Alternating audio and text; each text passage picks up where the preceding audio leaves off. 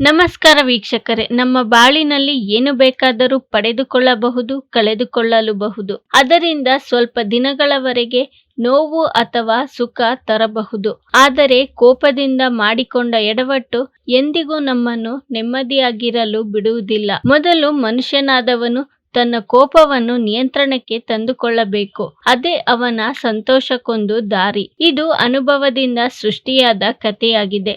ನಿಮ್ಮ ಜೀವನದಲ್ಲಿ ಸ್ವಲ್ಪವಾದರೂ ಈ ಕತೆ ಸಹಾಯಕ್ಕೆ ಬರಬಹುದು ಅಂದುಕೊಂಡಿದ್ದೇವೆ. ಒಮ್ಮೆ ಒಬ್ಬ ಚಿಕ್ಕ ಹುಡುಗನಿದ್ದನು.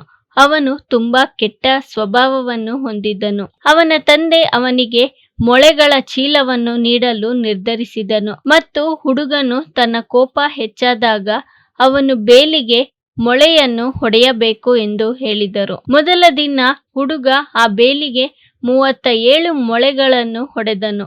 ಮುಂದಿನ ಕೆಲವು ದಿನಗಳಲ್ಲಿ ಹುಡುಗ ಕ್ರಮೇಣ ತಮ್ಮ ಕೋಪವನ್ನು ನಿಯಂತ್ರಿಸಲು ಪ್ರಾರಂಭಿಸಿದನು. ಅವನು ಬೇಲಿಗೆ ಹೊಡೆಯುತ್ತಿದ್ದ ಮೊಳೆಗಳ ಸಂಖ್ಯೆಯು ನಿಧಾನವಾಗಿ ಕಡಿಮೆಯಾಯಿತು. ಆ ಮೊಳೆಗಳನ್ನು ಬೇಲಿಗೆ ಹೊಡೆಯುವುದಕ್ಕಿಂತ ತನ್ನ ಕೋಪವನ್ನು ನಿಯಂತ್ರಿಸುವುದು ಸುಲಭ ಎಂದು ಅವನು ತಿಳಿದುಕೊಂಡನು. ಕೊನೆಗೆ ಆ ಹುಡುಗ ತನ್ನ ಕೋಪವನ್ನು ನಿಯಂತ್ರಣ ಮಾಡಿರುವ ದಿನ ಬಂದಿತ್ತು. ಅವನು ತನ್ನ ತಂದೆಗೆ ಸುದ್ದಿಯನ್ನು ಹೇಳಿದನು.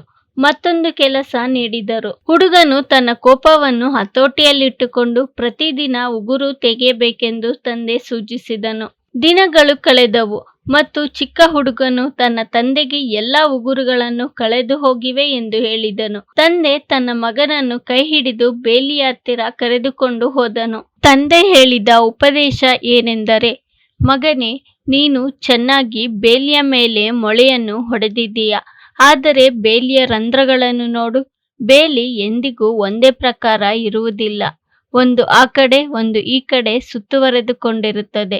ನೀವು ಕೋಪದಿಂದ ವಿಷಯಗಳನ್ನು ಹೇಳಿದಾಗ ಅವರು ಈ ರೀತಿಯ ಗಾಯವನ್ನು ಮಾಡುತ್ತಾರೆ. ನೀವು ಅವರಿಗೆ ಗಾಯವನ್ನು ಮಾಡಿರುತ್ತೀರಿ. ಮನುಷ್ಯ ಎಂದಿಗೂ ಕೋಪವನ್ನು ನಿಯಂತ್ರಣದಲ್ಲಿಟ್ಟುಕೊಳ್ಳಬೇಕು. ಇಲ್ಲದಿದ್ದರೆ ಅದಕ್ಕೆ ನಾವೇ ಬಲಿಯಾಗುತ್ತೇವೆ. ಈ ವಿಡಿಯೋ ನಿಮಗೆ ಇಷ್ಟವಾಗಿದ್ದರೆ ಲೈಕ್ ಮಾಡಿ, ಶೇರ್ ಮಾಡಿ. ಇನ್ನು ನಮ್ಮ ಚಾನಲ್ಗೆ ಸಬ್ಸ್ಕ್ರೈಬ್ ಆಗಿಲ್ಲ ಅಂದ್ರೆ ಸಬ್ಸ್ಕ್ರೈಬ್ ಮಾಡ್ಕೊಳ್ಳಿ. ಮುಂದೆ ಬರೋ ಎಲ್ಲ ವಿಡಿಯೋಗೋಸ್ಕರ ಬೆಲ್ ಬಟನ್ ಕ್ಲಿಕ್ ಮಾಡಿ. ಧನ್ಯವಾದಗಳು.